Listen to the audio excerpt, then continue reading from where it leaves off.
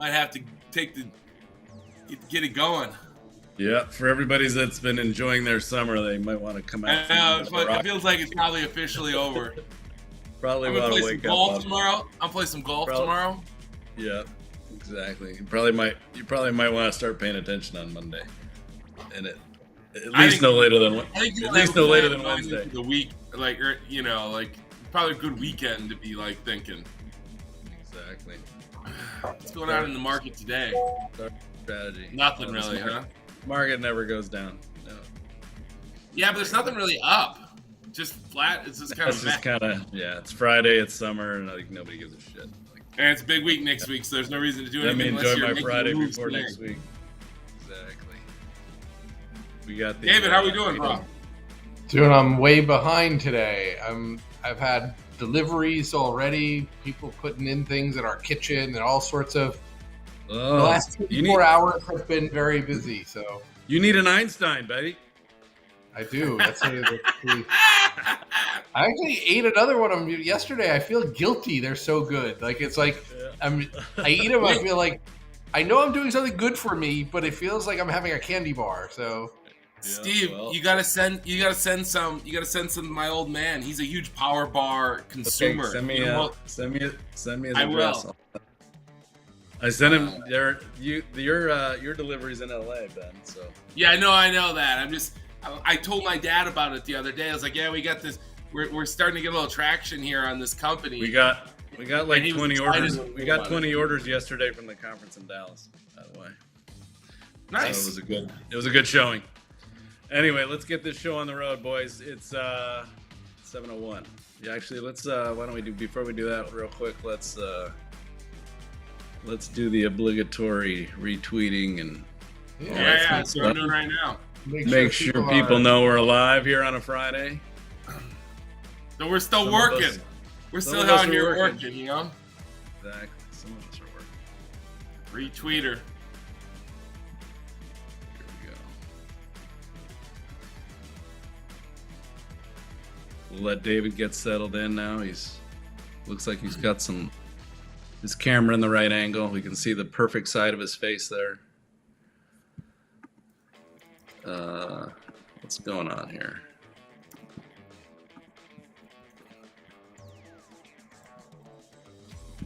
All right, one more and I'm good.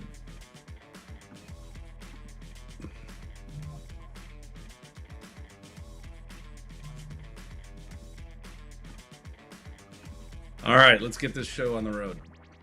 Welcome to Wall Street Beats, everyone. Good morning. Happy Friday. Last Friday of July. I believe it's almost August. I am Steve Lamar. I'm joined today by Ben Bry. What's that nickname they have for you? I heard on Twitter, Ben. Whole wheat and rye, or corn. Oh, you mean Levinson? Pastrami and rye. Pastrami and rye. Pastrami and rye. That's actually I like that. His nickname is Pastrami on Rye, so you can remember it's not Ben Bray, it's Ben Bry. Yeah, there we go. And David Mackey, David Maris. Wow. We're on fire this morning. We are on fire this morning. Oh shit. All right, this is going to be a hot one. I think that is a compliment and an insult at the same time. I don't know how to take it. Exactly. All right, so why don't we kick it off with Ben, who had some interesting thoughts this morning on what we're about to see next week. We can start there, and then I have one other thing. Okay. I sent Steve this chart this morning, and then I just posted it out. Brent Donnelly sent this in a Bloomberg chat I'm on, which is a good summary. You can check my Twitter out. And then I also did the earnings whispers, which does a nice summary with all the icons of the earnings. So, there's a huge macro week. And there's a huge earnings week, all jammed in one final, end of July, early August period. You have, couple auctions. You got a 2 and a 5 year note auction on Monday. You got a 7-year note auction on Tuesday. And then we come in and we got the GDP report that morning, ADP. But then we get the Fed, which I don't know. Did you guys see that cringe picture or video of Powell Trump hard to yesterday. watch. Oh, hard to watch. That was pretty hard to watch. That photo reminds me, when I was a teenager, I got into a car accident, and it was clearly my fault. I kind of fibbed a little bit about it to my dad, and he brought me to where it was, and we walked it probably 30 times. Each time he's like, okay, so tell me what happened here. Tell me the story. And it was that face that I was making that Jay Powell had. So yeah, and it was like your dad scolding you, and then being like, "Come on, buddy, let's go." You know what I mean? Well, if there was any question about him quitting after that exchange, there's no freaking chance. If he's going to tolerate that, he's not quitting.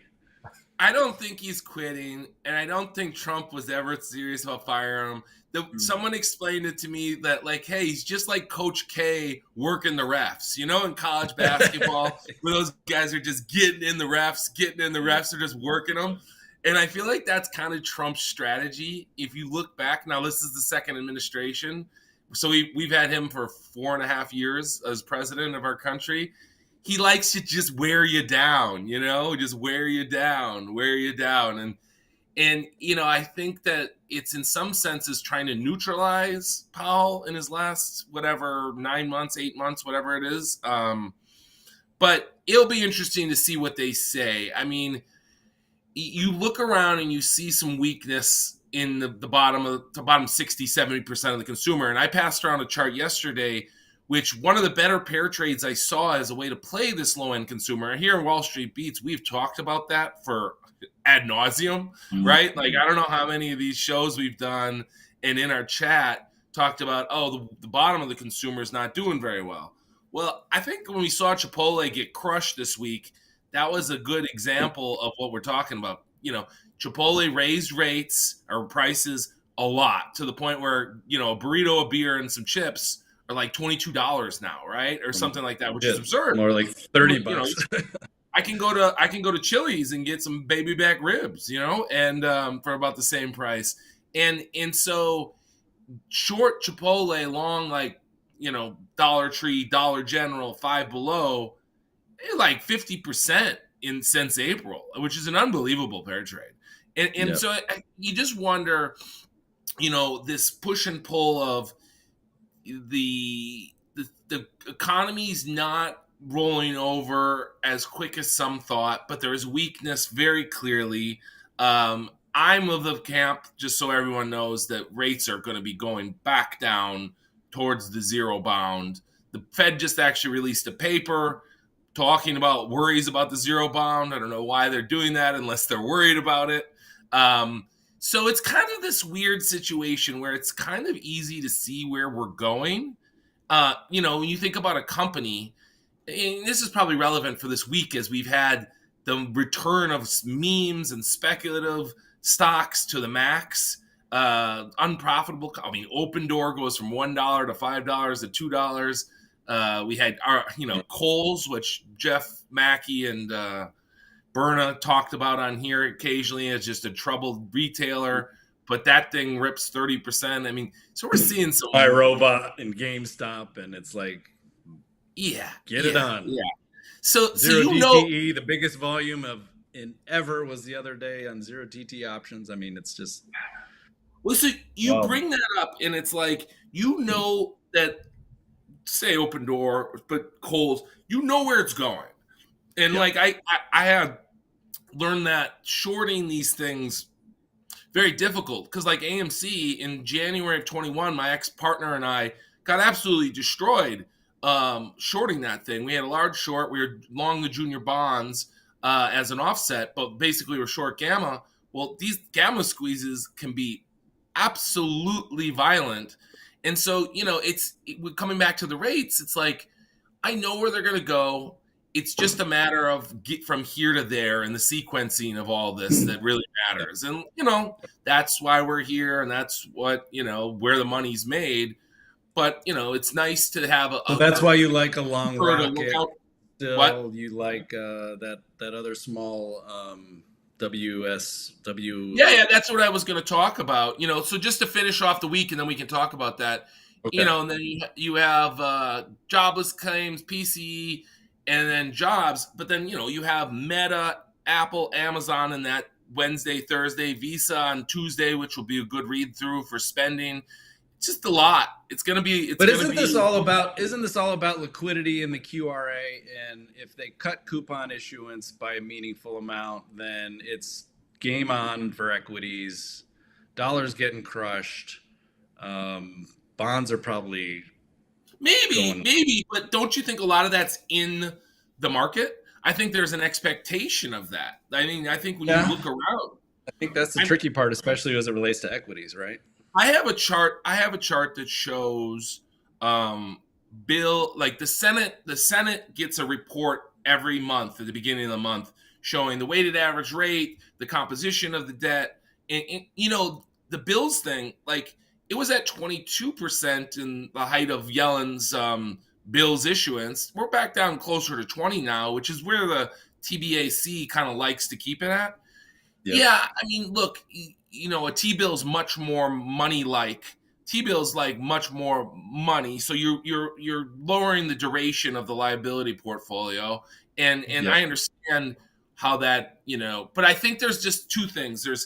There's the understanding of it, and then there's the memory of the last time when they funded with bills. And let's just remember, though, when that set off that market rally, well, in October of 23, we were at the lows. Okay, we were at 4,200, staring back at the lows like in its face. That's a good point. And so, the market looked real dire in the, bond market. The curve was all above 5%. So it's tough to say. Probably a good time that was a good time to juice it. This is probably not such a good time. Yeah. But here, let's go to the rates, though, because, I like to talk about interest rates, Steve. We even got you to start trading SOFRs this year. You're going to put Maris to sleep here. You're going to put Maris to sleep here in a minute. All right. Sorry, David. We're going to talk about some stocks, though, to tie it all together. Let's pull up that chart, Jen.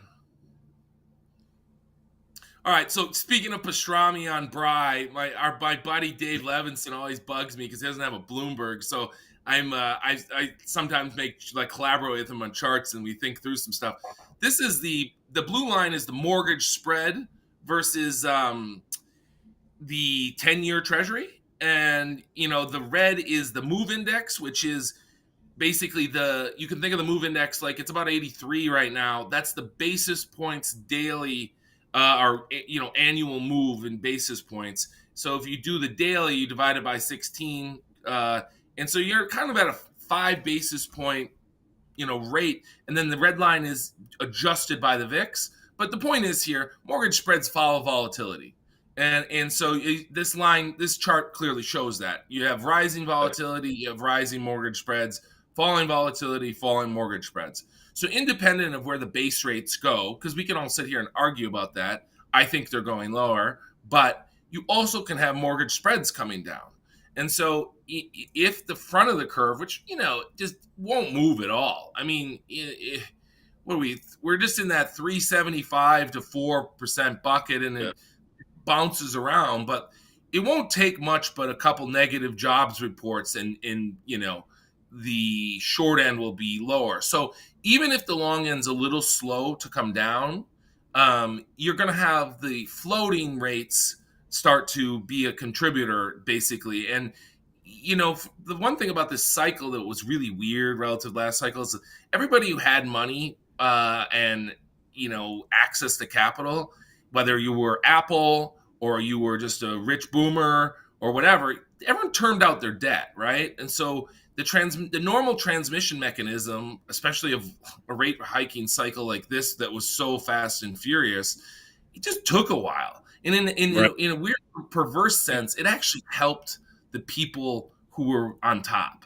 Because if your liabilities are at 3% or 3.5%, and now turned out you don't care about interest rates going up. They don't affect you at all. You don't care. Yeah, you actually want interest rates to go up. It makes it harder for competition that doesn't have access to capital, and you can sit there and do the T-bill and chill and get 5.25. Now it's 4.25. So you're actually making the spread on the bank in some senses, right? So that's maybe one of also the contributors to this K economy thing that we started off with, is that the bottom 60, 70, both in companies and in households, right? Because look at the IWM just being complete underperformer. Well, there's a much more rate sensitive component to the IWM and in the smaller companies. The big companies don't need capital. They generate a ton of cash. So it's just it's a big positive for them. So as we go forward, earlier this week, I got a little excited. Rocket Mortgage, the stock that Steve and I both own, had a nice move this week from 1375. 19 handle on it. Oh my God, it had a 19 handle in the overnight market on Wednesday. I'm sending Steve, was like, oh my God, look at this. And then I woke up and then it was 1625 and now it's sub 15. So, and UWMC, which is not nearly as good a story as Rocket, it's a smaller cap, but it's a little special situation because the CEO is kind of sitting on it with one of those program stock sales, like a 10B5 just pounding it. Yeah, and it's not that liquid, and so he's really dunked on that stock and put his foot to the neck of the stock, if you will. And so that's just another play. And I think once that stock sale goes down, if the general trend where these stocks will work, that can be up 50 to 100% pretty fast. Now it's smaller cap. It's not, again, Rocket's a company that's very interesting for a longer term. They closed the Redfin deal. Mr. Cooper deal still outstanding, and Mr. Cooper's the number 2 mortgage refi home, guy.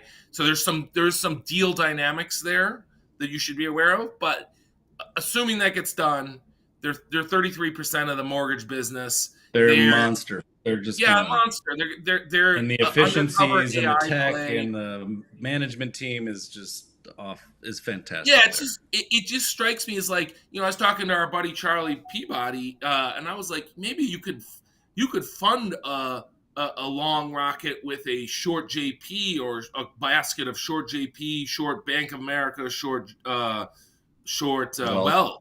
Yeah, exactly. Yeah. Right, because I think these guys are going the right direction. And look, this is nothing against like, those banks are short. I just think the banks have had a really nice run. And what I'm talking about here, they're very fairly valued here for sure. Yeah, lower mortgage rates, lower mortgage spreads is very bad for banks. Okay, and a flatter yield curve is bad for banks, and lower rates are bad for banks. Okay, so banks are sitting there and they've been getting the benefit of all this Powell action that we've lived through for the last 3 years, plus now the cherry on top of Trump kind of deregulating the SLR. Which, by the way, I'd like to take credit that Charlie and I were talking about that on our macro show in May of 2024 when no one was talking about that, that they would do that. Because no one understood what the hell you were talking about. You said it, Steve. I didn't say it. To be fair, Andy Johnson was on here and he thought that we were crazy. And look what happened.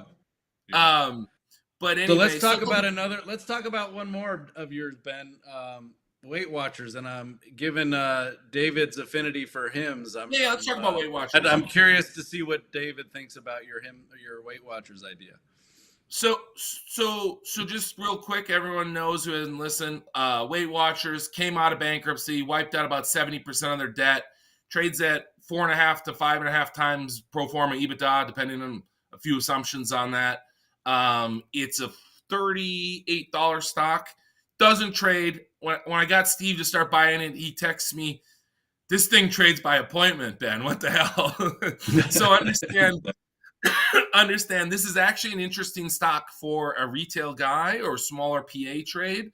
And just for anyone who's never traded a post-reorg equity, understand that there will be guys who are the former debt holders sitting there at the offer. And so there will be liquidity here in the sense of if you want to get like some stock, like you can buy it and they'll sell it to you. But, they're not going to – I don't think they're in the business. Keep your limits out there. They don't want to smash it, but they also aren't going to let it run because they don't get any credit for it. So I don't know, right. David, let's talk about a little bit. Like, it's a weird dynamic because they don't really have much revenue growth because their behavioral section is declining. It's stabilizing a bit, but it's declining, whereas their clinical is up 50% quarter over quarter and year over year. They did a deal with Wegovy, and I think, David, that said they did a deal with Lilly as well, right?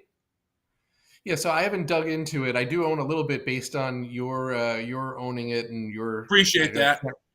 Well, and also you've made me money before, so All right, or let's I keep it made me right. money. I should say I made me money before because I put the money in, but your ideas have made me money before. So, Steve asked, like, so what's my overall view? I haven't dug into it, so take that with a grain of salt. But you and I were talking about this yesterday or the day before. I like platforms. I like the name. Like, it's a great brand name. And as people are starting to navigate this whole GLP-1 thing, trying to get an endocrinology appointment, that's one of the reasons that HIMS is doing well, is that they're taking away a lot of the friction of dealing with the healthcare system. Now, Weight Watchers does that too. I don't know how high touch a model they are, but getting an endocrinologist to call you back or to get an appointment is tough enough. Do you really think that the average one is going to call you, see how you're doing on the drug, check in on you weekly or monthly? Do they have an app? How many people here are listening have a doctor that says, "Oh, download my app and I'll keep track of what you're doing"? So, right. And I imagine that Weight Watchers has that. Maybe they don't, and I'm shooting myself in the foot on that. But I have to imagine that companies that are either digital first or that are getting up to speed are going to help a lot of people navigate. GLP-1s, people kind of understand what they are, but they still need to be monitored by a doctor. So the idea of going to a doctor for a health checkup, getting through all these hoops of should you have it, shouldn't you? A lot of people are just saying, you know what, I know I'm 30, 40 pounds overweight. I need this. I want this drug for weight loss. I don't have, I have diabetes. I have other risk factors, cardiac risk factors. They know those things, but they don't want to take time off of work and all the rest. So I think I like the idea a lot. Now the question is, can they execute? Because they've had a couple missteps, right? They've tried to reinvent themselves a couple times. Yeah, the new CEO was the president and CFO of Shake Shack before this, so we'll see. I mean, I think that maybe he has the list of Shake Shack loyalty members. She has, and they can just target rich environment. Exactly. They. I'm only joking. Clearly, Shake Shack wouldn't allow someone to take that. I'm only joking. Of course not. But I guess the point is, right, we're I think this is a wildly appropriate stock to talk about, because if you guys go back in time, this was a meme stock at one point. Oprah, let's go back, I think it was like 18. Yep, 18. So in 2018, the stock went from $9 to 110. I remember this. I wasn't involved at all, but I remember watching it, very entertaining, because we didn't have nearly as many meme stocks back then. That wasn't like a general feature of the probably market. One of the first, right? And so it was, a lot of people, but it was because Oprah jumped on. They gave the Oprah effect. Yeah, Oprah exactly. Effect. But again, I talked to my mother, who's in her 70s and a candidate for GLP-1, and she has sleep apnea, and she's like, yeah, I would be interested through Weight Watchers, because there's a like, to David's point, I think there's a brand trust of a huge customer segment that are kind of the people you would think would be taking it. You know what I mean? And so, yeah, we'll see what happens. Again, David's point's very right. Like, execution is all that matters, but it's pretty. The other thing that I like about it is it's also a play on a trend that I think's already happening, is that there's a race to the bottom on the pricing of GLP-1s. So if you could get a Rolls Royce for $30,000, there'd be an unlimited number of Rolls Royces on the road. The reason they can't do that is, right, that the production cost is higher than that. Then it wouldn't be a Rolls Royce, right? Yeah, there wouldn't be a Rolls Royce. But that said, GLP-1s, the profit margins are very high, and the pressure coming from competitors, and the race between right now two very comparable drugs, where I think Lilly's drug is a little bit better, but just say they're comparable. There's kind of not a race to the bottom, but there's pressure to lower price. That helps all of the telemedicine, because it's going to open it up to more people. Exactly. Yeah. All right. So I think it'll be really interesting to see like how it all plays out. But I guess my point about it is if all these other crappy, you know, garbage stocks are ripping, and this thing has a new growth avenue, and you know, it's just not. It's a unique thing because it's post reorg, but people know the name, right? This is a well known brand. You know, Yeah. whether it still matters or not. I think for consumer discretionary stuff, the boomer brands are really struggling because if you think about the life cycle of spending, well, what do you spend more money on as you get older? Healthcare, right? And in your health, like you spend a lot less money on brand new sneakers and all the new furniture and that kind of stuff. So anyway, I like it. Ticker WW. Everyone on this panel owns it. So we are talking our book here. We're talking our book. Okay. Well, we always do. I mean, that's kind of what we do. So, That's true. I mean, we put money behind it, so we believe in it. Yeah, it's true. Not investment advice. Not investment. Yeah, advice. I don't want. This is what we're doing. No. Just talking our book. Yeah. All right, Mr. Maris, what else are you looking at today? I see Sarepta is crashing again. Yeah, well, I mean, that's people have now say because they said they weren't going to take the drug off the market. Now they're taking it off the market. So everyone's saying like, well, why am I here? I was here before for you were helping people with muscular dystrophy. Now we don't know what your future is. You might face an existential issue. And so people are just out. I mean, that's just really what you're seeing. I think it's just follow through. Now, I want to talk about, you mentioned next week is a huge week in earnings, and it really is. It's like a monster week. And for people who are going to trade, it's not what I do a lot, but there always are opportunities where something pops up ahead of time or afterwards. The one that I'm watching, I do want to talk about a few things. So first on TEVA. TEVA is a really frustrating stock because for the longest time, it has gone down on up days and down on down days, and it's just, I think it's worth $25, and that's a simple 10 times earnings. It's not. Looking at it for this quarter, I don't want to say that I'm going to be out. If they don't deliver, I'm out. But I kind of feel that way. That's usually a time when you should say, oh, I'm going to buy more because you're so frustrated. Other people are in that same boat. Every other investor is going to do the same thing. What I like, though, going into this quarter, and I don't have it up, but the EPS consensus number between the high and the low on the street is only like 3 cents, 4 cents. I like when there's a very narrow dispersion. It either means the company's managed that well, they've communicated it well, they've contacted analysts. They can't really do that anymore nowadays, but they find ways of making sure that it's a very narrow range. And that makes for any surprise much better. Now, it also makes a negative surprise, just as painful as it would be otherwise. And another way to think about that is you have a whole bunch of analysts, and if they're all at the same number and they beat by a couple cents, it's hard for the person who has a negative view to just be like, hey, they missed it. This is horrible. So I like the setup going into it. I like that it's still and the expectations is kind of meh, right? So yeah, that's why it hasn't been. Yeah, it hasn't been a meme stock. It hasn't been. No one seems to like it.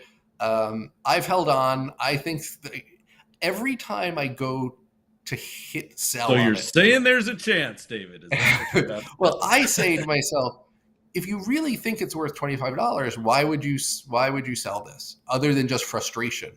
And it's one that I probably should just try to find a way to take off of my screen, like put tape over it or something. Leave it there, but don't look. Yeah, but I like that one going into it. And if there's a negative surprise that's not fundamental, like changing my view, I would add to it. I already own a fair amount, so I probably wouldn't own a ton. I wouldn't add a ton, but I like it. I think that it's a nice one. So if they missed, are you out? It depends on why they miss. If they miss because they're spending a little extra on R&D, no, because they have a pretty cool pipeline and they have something coming at the end of this year. It's a once daily antipsychotic it's a remake of an existing drug. The good of that is no one else could do it. At least they haven't so far. And I think that doctors use it all the time. So if you can all of a sudden have a once daily, that's great. So, so I like that. I like that one. There are a few others that are reporting. I don't know. What day is that reporting, David? So they're reporting before the open on Wednesday. On Wednesday. Oh my. Okay. A stock that you and I have traded, Steve, that I'm not involved with right now. Dexcom also reports next week, and kind of a battleground stock, but it hasn't outperformed going into the quarter either. So it might also be a good setup. Speaking of GLP-1, so many people are using glucose monitors just for fun. The new fad, even if you don't need it. I'm just going to strap. What do? They glue that thing to your arm and set up the app and go. Yeah. I'm sure some doctor will tell me, like, yes, you should do that at some point, but I don't get the appeal of knowing, like, hey, you should eat at lunchtime, but or guess what? That ice cream really spiked your insulin. Yeah, I know when my sugar's going up based on what I'm eating. Thanks. I don't even have to tell me. But it's a good one. It was kind of one that blew up a couple times, and it is a very high multiple stock, so that's why I'm not involved. I might be convinced to put a trade on. But I do want to talk about one other thing that I saw that hit the tape, and just, I'm short Bausch & Lomb, and I'm short Bausch Health. I think that long term they're forever. Yeah, and I think I don't think individual investors should short stocks. I think it's a tough business and it's whatever. But this one has a problem when they have a product go off patent in a number of years. So that's just that backdrop. But the news I saw was that they added 2 members to their board. And so for investors, I wanted to bring this up, not so much for Bausch & Lomb, but for you to think about when you see this type of news. So their proxy meeting, I think, was in April. So why would you be adding board members here in late July? Plus, you're good. So again, off-cycle board additions and are weird to me. And this isn't these aren't replacements. These are just straight up. These are adding. So that's the other thing is sometimes off-cycle replacement is so-and-so's retiring or so-and-so's stepping down because of a family emergency. Usually people don't step down off-cycle unless there's an issue. And I don't mean issue with the company, that they have an issue, that I'm in too many boards. I just want to leave. Usually things are fine when people leave because they if things aren't fine, they have to disclose that. That said, here you have Bausch Health announcing 2 new board members, and they're going from 10 board members to 12. Now, imagine you're trying to have a discussion. 10 people is enough. Like, that's more than enough. For their size company, I would even argue that it's too many. But that said, now you're going to 12. So, where is 10 plus 2 less than 12? I think when you're talking about board dynamics in a company there where you already have Icon has 1 or 2 representatives. I think John Paulson's still on the board. So you have some pretty big personalities, hedge fund people. I'm curious, if I were a shareholder, an institutional shareholder, one of the first questions I'd ask is, what domain experience are they adding? Why are you doing it now? Who's leaving? Now, because that's the other reason that something could happen is that I want to bring these 2 on so that we're still at 10 when we get rid of another 2. Yep. Interesting. Or they're buddies of somebody who wants more control. Well, so that's the other issue. So I don't want to get into it because it's really in the weeds, but Icon announced that he had other shares in the company, other positions in the company that he hadn't disclosed to the company. And I say that, but I want to go back to the news to make sure that I have it right, that was with Bausch Health, not Bausch & Lomb. But right. And so the question that came up when I saw that news to me was, is he making a play for the company or for control of the board? And this would be a way to dilute current members of the board. So you're absolutely right. That's a question that comes up is there a dynamic where, hey, because Paulson, by the way, is quoted in the press release, which is I also found interesting. So there's something going on. I can't figure it out. But my point of bringing it all up is that I should say maybe nothing's going on. Maybe they just think 12 is better than 10. My takeaway is, even if you think that, in my experience, both as an analyst and as a public company board member, fewer is usually better. You don't need more than 10. Fewer and an odd number, so there's never a tie if you need something to vote on, right? Yeah. And these, by the way, the folks that they're announcing, they have really good backgrounds. So I'm not trying to disparage them. I think one comes from Bristol Myers, one came from Viatris. It's fine. I mean, they're quality people. Lastly, but this is still terminal. No matter, there's no way to rescue this thing. Yeah, I don't think having extra captains on the Titanic didn't help it. So, and that's how I view it. I'm sure other people view it differently. Unless they're fast welders. Lastly on the earnings for next week, I do own Gene Holdings, which is WGS. They're before the open on Tuesday. Merck is on before the market on Tuesday as well. United Health I'm not involved with, but there are a number of large pharmas next week, so we're going to get a lot of good information. It's a good week. AbbVie is next Thursday. So, David, do you any trying to extract any premium out of this Bausch? It seems like there's some options trading, not as much as you would think for a $24 billion EV, but I guess it's only 2.5 billion market cap. I mean, is this thing have potential they can restructure it, or is it terminal because when it comes off patent they just don't have anything that's going to be able to fill that plug, and then that debt load will just still be there essentially? Yeah, so they've moved as much debt as I believe they can to outer years, and the last thing they did was do some secured debt with a backstop of Bausch and Lomb stock. So they've so you have these two entities, and it's I think what happens is that they can't restructure it enough to make people comfortable, because the big bolus of debt happens right around the time that they have their big patent expiry. And it's only a few years out, so it's a lot can happen. And I guess I could, if I had a big enough position, I was worried that somehow they get sold. Maybe I would hedge it. I just don't think anyone wants a slow growth, underinvested in R&D ophthalmology company, or Bausch, whatever it is, kind of GI. No one wants patent expiry risk. So the Bausch, I don't see anyone wants. Yeah, I'm looking at the debt distribution right now. There's quite a bit of debt that's coming due in the 28, basically. So and that's when the generic hits, and I think that the free cash flow, the majority of free cash flow, will go away, and so they won't be able to pay it.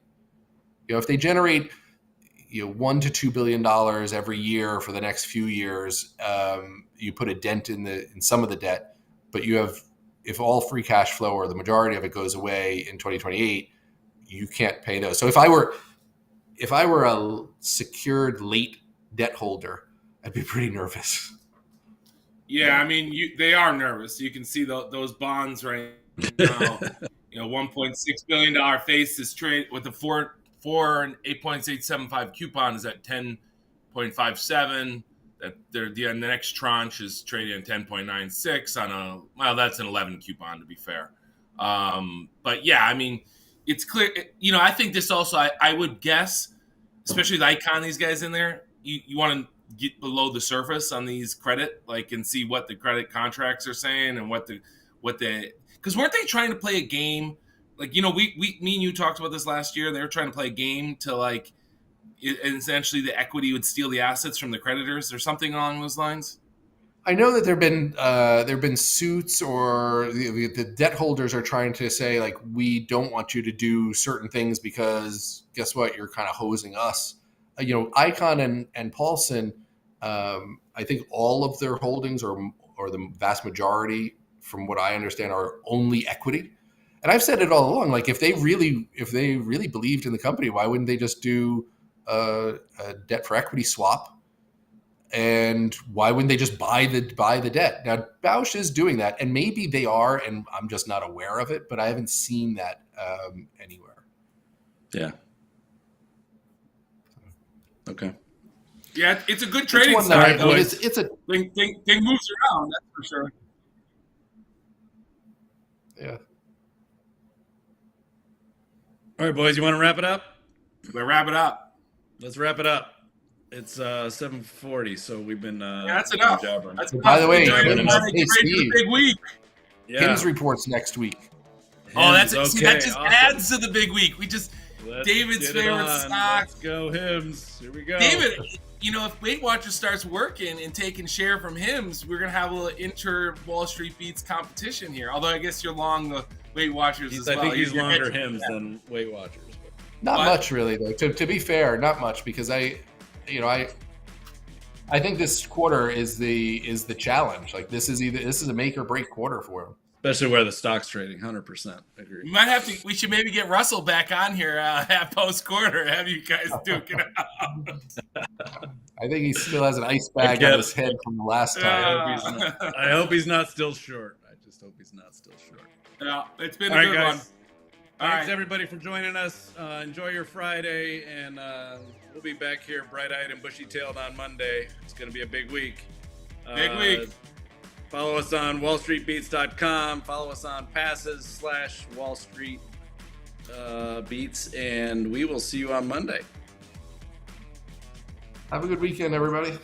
Good weekend. Thank you, gentlemen.